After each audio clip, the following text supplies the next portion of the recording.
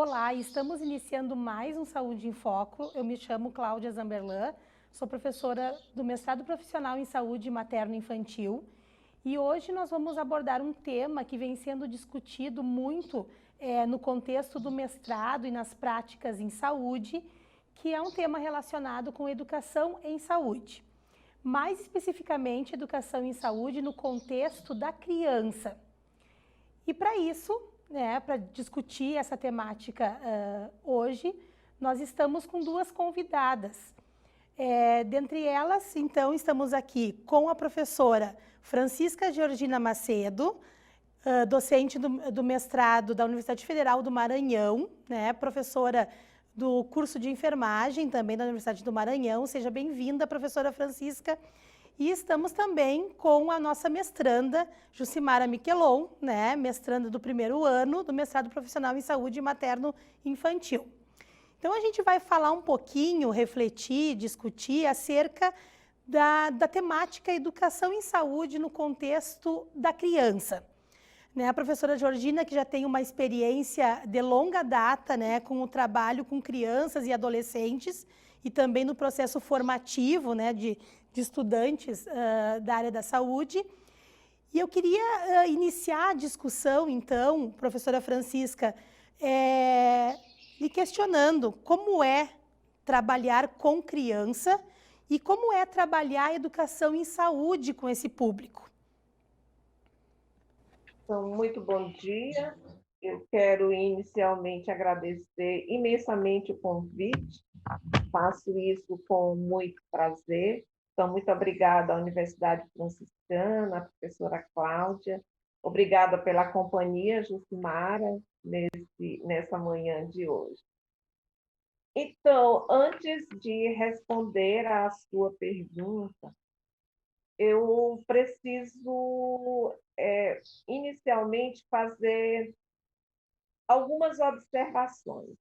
A primeira é que nós estamos habituados a lidar com os princípios muito rígidos da ciência, Nós fomos formados, preparados para, assim, utilizar esses princípios. Entretanto, ao longo do tempo e associado a esses princípios, nós vamos adquirindo algumas, que eu chamo de distorções, que são impostas pela própria ciência, pela gestão dos serviços, mas, sobretudo, pela atitude dos profissionais. Sob esse contexto, eu faço uma reflexão dizendo que é preciso desenvolver a criticidade e a capacidade de reaprender continuamente. E isso, no trabalho com crianças e com adolescentes, é imprescindível. Depois, reconhecer que, embora tenhamos acesso aos melhores recursos tecnológicos, e quando eu falo de recursos tecnológicos, eu falo dos equipamentos, das máquinas, e falo também do que hoje nós chamamos de tecnologias do cuidado. Embora nós tenhamos acesso a todo esse cabedal de recursos tecnológicos, avançados, educativos, reflexivos, eles não dão conta por si só em atender todas as demandas e necessidades de crianças, adolescentes e suas famílias. E pontuar também que a educação em saúde, ela não deve, pode, não é porque tudo pode, mas ela não deve ser pensada para momentos pontuais. A educação em saúde, ela é contínua, ela é permanente, ela é dinâmica. E penso também que eu penso no cuidado numa perspectiva de teia, onde são valorizadas as trocas, as interações, os valores, não é? As necessidades, e que toda criança independente da condição de saúde ou de doença, elas têm capacidades e têm inúmeras habilidades. E que a subjetividade de profissionais, de crianças e de famílias, ela deve balizar essa relação de cuidado com a criança e para a criança. E que ela vem sempre entrelaçada de desejo. Ninguém vai a um serviço de saúde, ninguém vai à busca de um profissional de saúde se não for movido pelo desejo, não é? O desejo de ser acolhido, o desejo de ser bem assistido, o desejo de ser escutado, não é? E o desejo de ter o seu problema resolvido ou as suas competências e habilidades para o cuidado alargada. E que, para isso, é preciso afastar a prática profissional centrada na doença. Não é? Educação em saúde é educação para a saúde. E independe se a criança está ou não doente. Então, isso aproxima duas dimensões muito importantes de uma relação de cuidado. Por um lado, o campo das necessidades e, por outro, as tecnologias de cuidado. Não é? Então, falar sobre isso não necessariamente significa ter disponível uma tecnologia cuidativa, por exemplo, um jogo, um vídeo, um filme.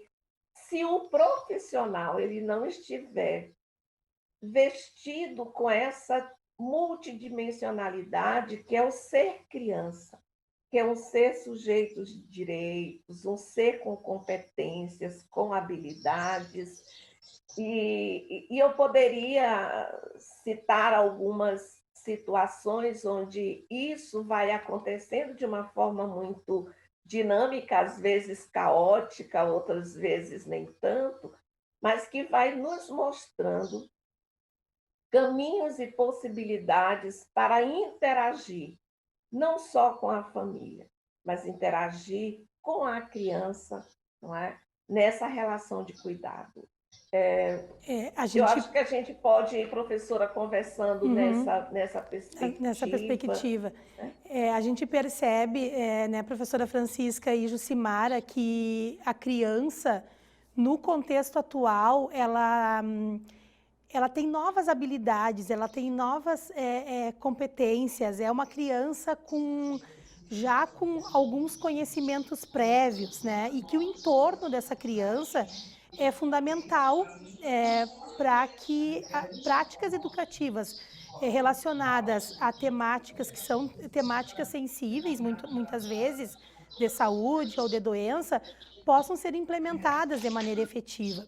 E a gente percebe que isso também, essa educação em saúde já começa lá no contexto gestacional. Então, a Jucimara, que trabalha mais especificamente com a mulher, com a gestante, com grupos de gestante, como que tu percebe, Jucimara, essa inter-relação, né, do processo educativo que vai respaldar, então, uma criança com características que são características individuais, né, subjetivas. Como é que a mãe é trabalhada também dentro desse contexto para que a família também se encaixe, né, no processo de cuidado, no processo de educação em saúde?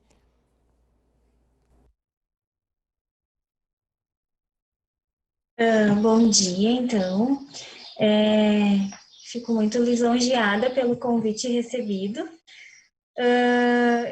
Então, a educação em saúde, ela é bem complexa, assim, né? É difícil a gente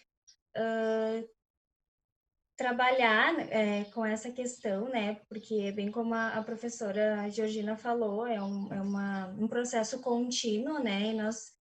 E nós atendemos ali em um período curto, né, em torno de 24 horas, 48 horas, dependendo do tipo de parto dessa paciente, e elas já vêm, né, com todo um embasamento, né, de vida, um contexto social diferenciado. Então, a gente tem todo o cuidado de adentrar, né, de poder, de tentar ensinar essa mãe, né, aos cuidados com o recém-nascido, né, de uma maneira que não vai intervir no que ela acredita, né, e sim complementar. Porque, por mais que a gente atenda um público de uma classe menos favorecida, assim, né, e dependa exclusivamente do SUS, elas têm conhecimento, né? Elas têm todo um histórico social ali, então é bem complexo, assim, né? E, a gente trabalha bastante mostrando na prática como se faz, né? Que eu acho que é uma forma de fazer com que elas aprendam melhor, né? Que elas consigam absorver as informações que são passadas, né? A gente trabalha através dos grupos de gestante também, explica a metodologia do nosso trabalho, como funciona o processo do trabalho de parto, né? Os cuidados com o recém-nascido,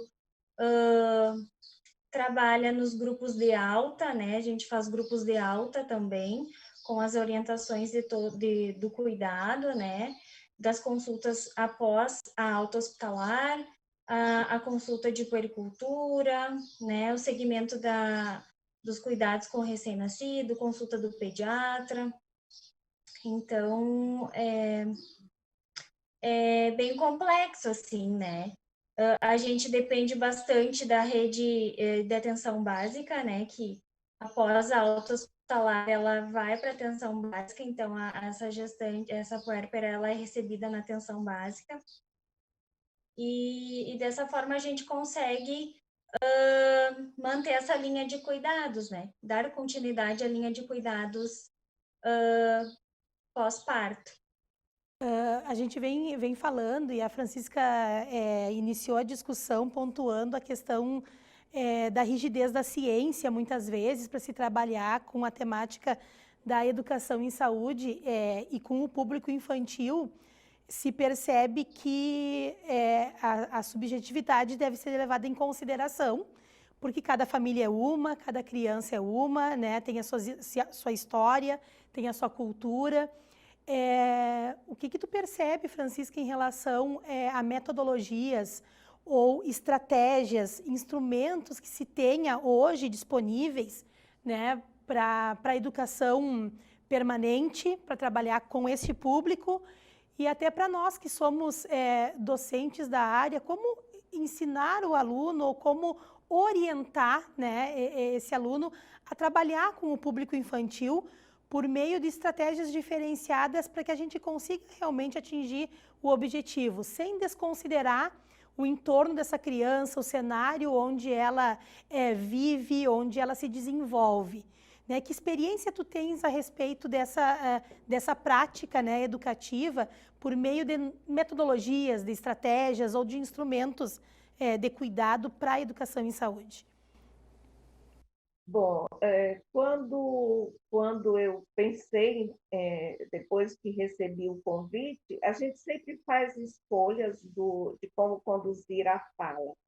Eu poderia apresentar para vocês vários recursos de tecnologias de cuidado que nós temos utilizado tanto com crianças quanto com adolescentes e famílias.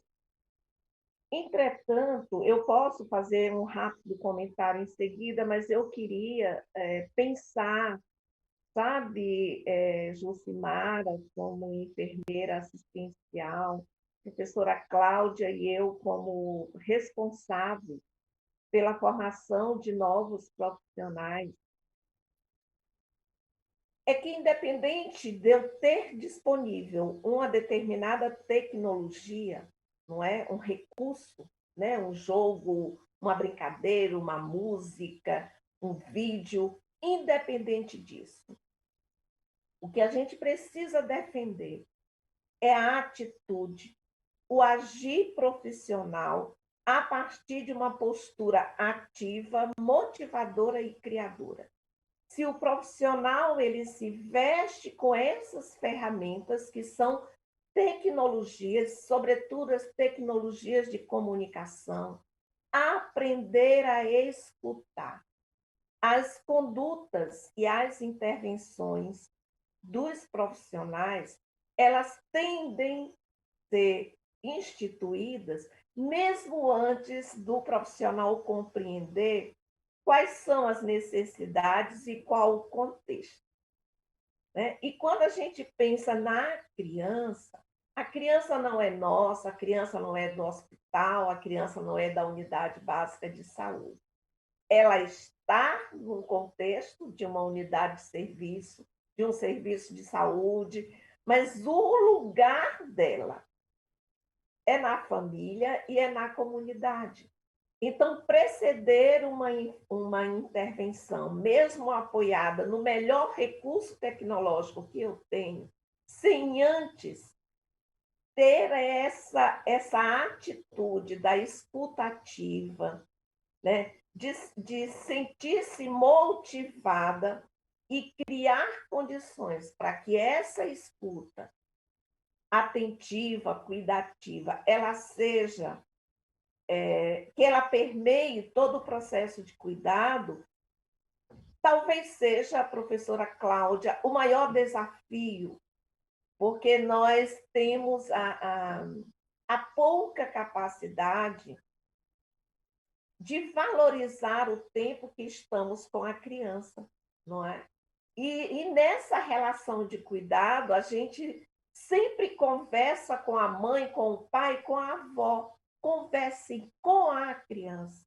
Ela é capaz de ouvir atentamente o que você está dizendo, de compreender o que está acontecendo com ela, de compreender o que ela é capaz de fazer e dizer como ela vai fazer e quais são as opções que ela vai fazer. Infelizmente, não é isso que a gente faz numa intervenção. Por exemplo, eu tenho um jogo, eu vou jogar com essa criança, vou fazer uma intervenção em saúde, por exemplo, e práticas alimentares. Utilizo um jogo fantástico, mas se eu não tive a capacidade de interagir com essa criança, ela não vai aprender simplesmente porque eu estou com um excelente recurso metodológico para uma intervenção em saúde. Então, eu acho que nessa perspectiva, formar novos profissionais e construir atitudes de cuidado é, sobretudo, cultivar emoções, não é? Quando a gente trabalha com criança e trabalha com adolescente, as emoções ela permeiam todo esse processo, né? Ela está muito arraigada, não é? Uma criança chora, daqui a pouco ela te dá um sorriso, né? Ela te conta uma história linda. Então, assim, tia, fala comigo, não é? A gente está conversando com a avó, com a mãe, e a criança, ela chama a atenção e diz: por que tu não fala comigo? Não é? Então, assim, mudar esse paradigma do tratar para o cuidar, do atender para o entender, eu acho que é a principal, não é que eu acho, eu defendo que essa é a principal estratégia e ferramenta para uma relação de cuidado, onde eu penso numa intervenção em saúde apoiada na educação em saúde. E colocar a criança e a família como sujeitos de direito. Eles têm direito de falar, eles têm direito de dizer: não, tia, eu não vou fazer assim, eu não gosto, eu não posso fazer dessa forma. E pensar neles como sujeitos que devem participar desse processo e que eles são sujeitos desejantes. Eles têm inúmeros desejos, não é? E se você não abrir esse espaço da escuta atenta, não adianta uma tecnologia. Porque a maior e melhor e mais eficaz tecnologia é a atitude subjetiva, criadora e mobilizadora do profissional de saúde. Discutíamos esses dias numa aula do mestrado, professora Francisca e Jucimar, exatamente essa questão da escuta, né? Do profissional abrir mão de questões muito técnicas que às vezes valorizam muito mais, parar e escutar, principalmente o público infantil, né? Então, a gente sabe que os profissionais da área da saúde vêm com diferentes demandas, com sobrecarga de trabalho, mas subestimam muitas vezes o conhecimento daquela criança, né? Os desejos, as ansiedades da criança, e bem como você pontuou, né? Escuta a mãe, escuta a avó, escuta o pai, mas quem vivencia, na realidade, uma situação de saúde, uma situação de doença, é a criança, né? É ela que está vivenciando e ela tem anseios, ela tem desejos. Então, nós discutimos exatamente isso.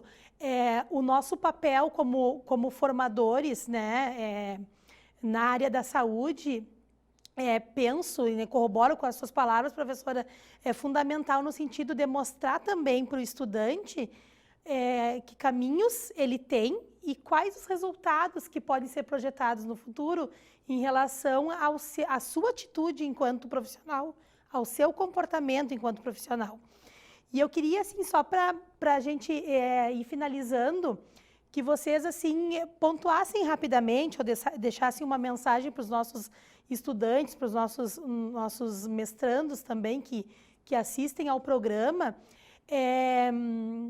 uma mensagem rápida de uma experiência que vocês tiveram que foi positiva dentro dessa temática da educação em saúde com o público infantil. Pronto, professora, eu vou contar uma história bem rapidinho. Nós estávamos numa consulta na atenção básica com uma criança de 5 anos de idade. Ela estava acompanhada pela avó. E a avó virou para mim e perguntou: professora, a senhora é a avó? Aí eu disse: não, eu sou Dinda. Eu sou tia, sou Dinda. E a criança ali do ladinho dela sentada. Continuamos a consulta. No meio da consulta, essa criança virou para mim e disse assim: tia, o que é Dinda? Imagine o tempo que ela ficou processando essa informação, que ao nosso ver não tinha nenhuma importância para ela, né? E ela ficou quietinha. E eu fui explicar o que era ser avó, o que é tio, o que é Dinda. Quando eu terminei de falar, ela virou para mim e disse: mas isso é muito complexo.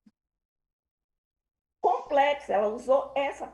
E eu virei: o que é complexo? Difícil. Ela não entendeu o que é ser Dinda. Então, e isso tinha um valor, não é, pessoal muito grande da criança compreender o que é ter uma Dinda. Então, nós fizemos um joguinho para ensinar o que é ter uma madrinha, do que é ter uma Dinda, não é? Talvez ela não tenha compreendido, porque eu utilizei a palavra Dinda, mas se eu falasse madrinha, talvez tivesse ficado claro. Então, são situações que vão se colocando no nosso cotidiano e que, se a gente não tiver essa postura criadora, motivadora e mobilizadora, pouco se avança, não é? Eu posso desenvolver muito meu conhecimento científico, mas as minhas habilidades e competências para uma relação de cuidado, ela não é proporcional ao meu conhecimento científico. Eu sempre digo que eu desconfio muito das pessoas, dos grandes profissionais, que não conseguem falar fácil. Eles estão sempre falando, utilizando jargões, expressões, né? Colocando a ciência acima de qualquer coisa. Essas pessoas têm muita dificuldade no processo de interação.